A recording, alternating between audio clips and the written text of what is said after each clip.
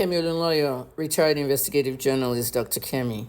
July 31st, 2025. One of the things I've been studying in the case of Mohbad, I was the only journalist in the country, Nigeria, to investigate this case from September of 2023 till March of 2025. I closed my investigation after 18 months.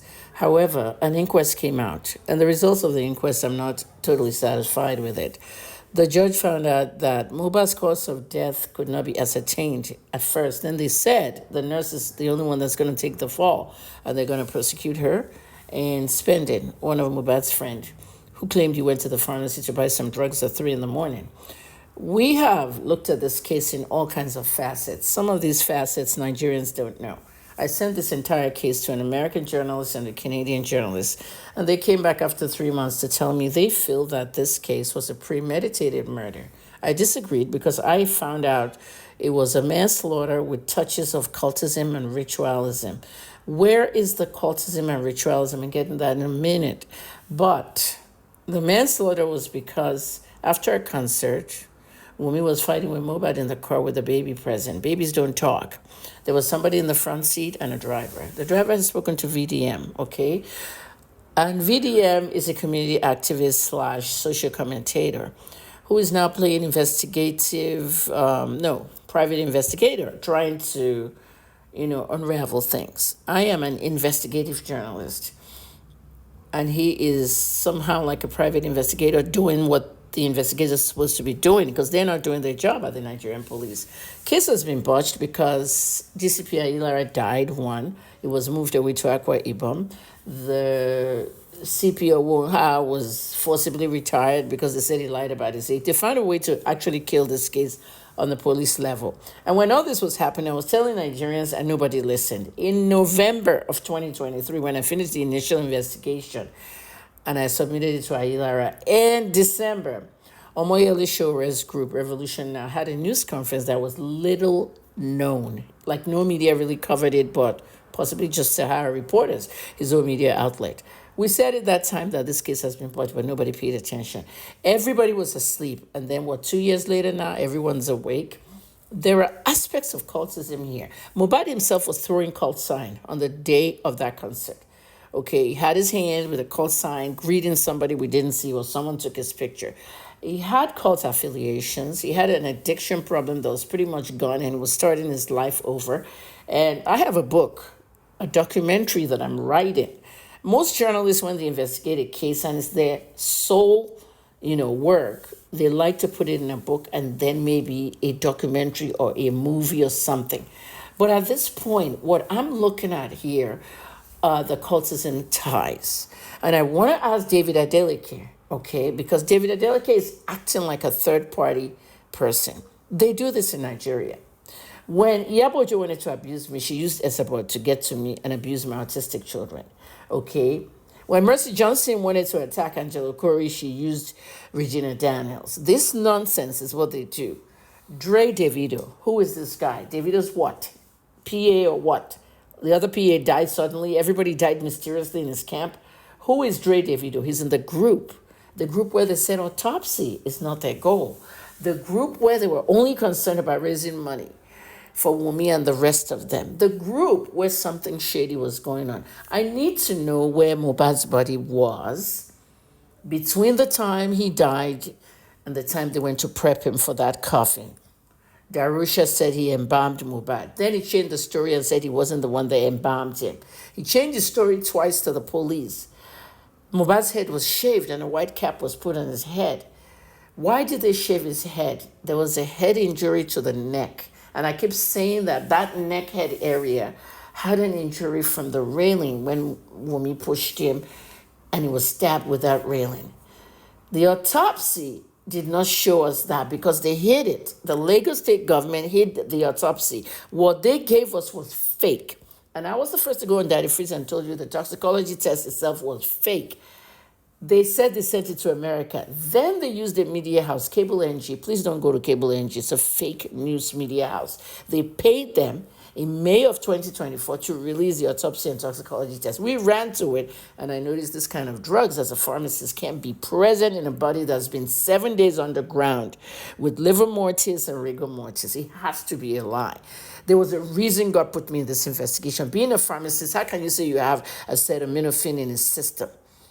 Acetaminophen, the generic name for, Tylenol. Did he take acetaminophen or he took the paracetamol equivalent of it? Then we found diphenhydramine 50 milligrams injection. It was just fake.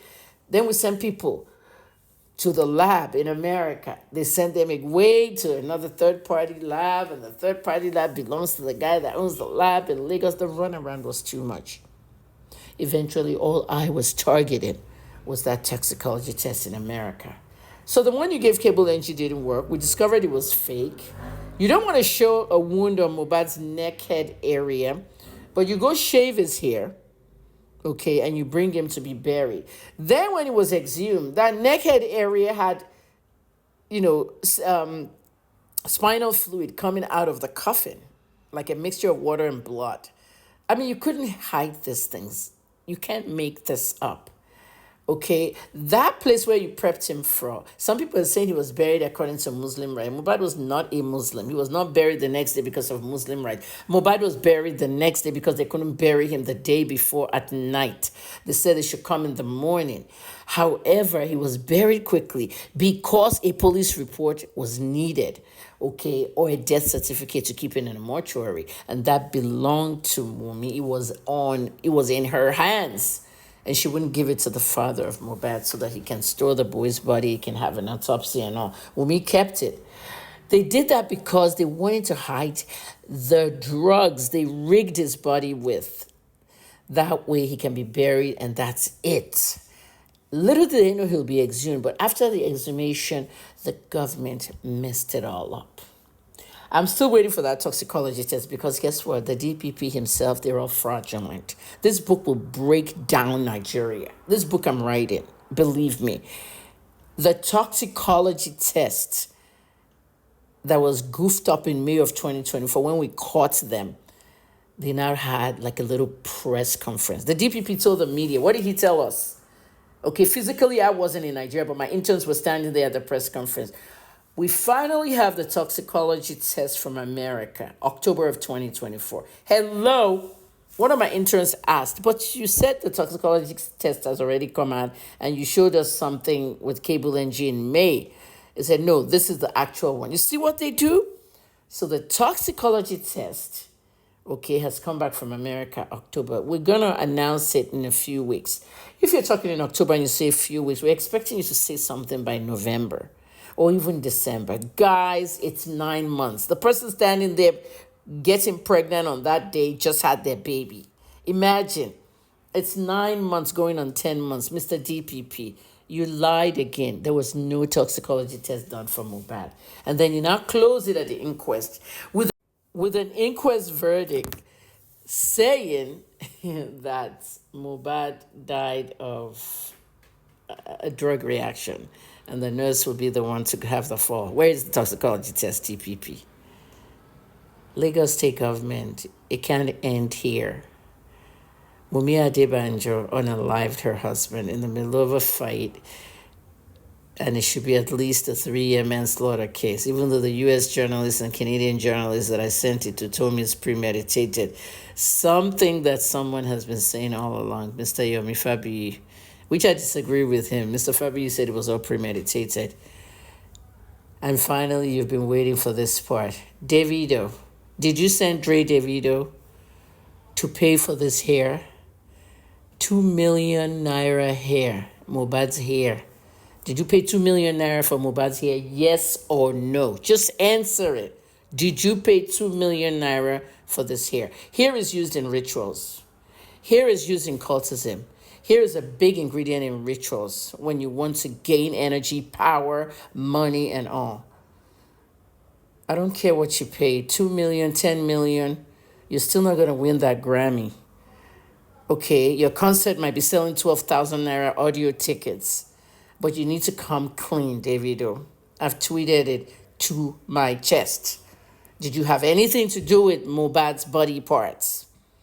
Some girl said you took the kidney. I don't believe any kidney was taken. But where's Mohbad's hair? Speak out, Davido. You're not clean. And Davido, you were in the group.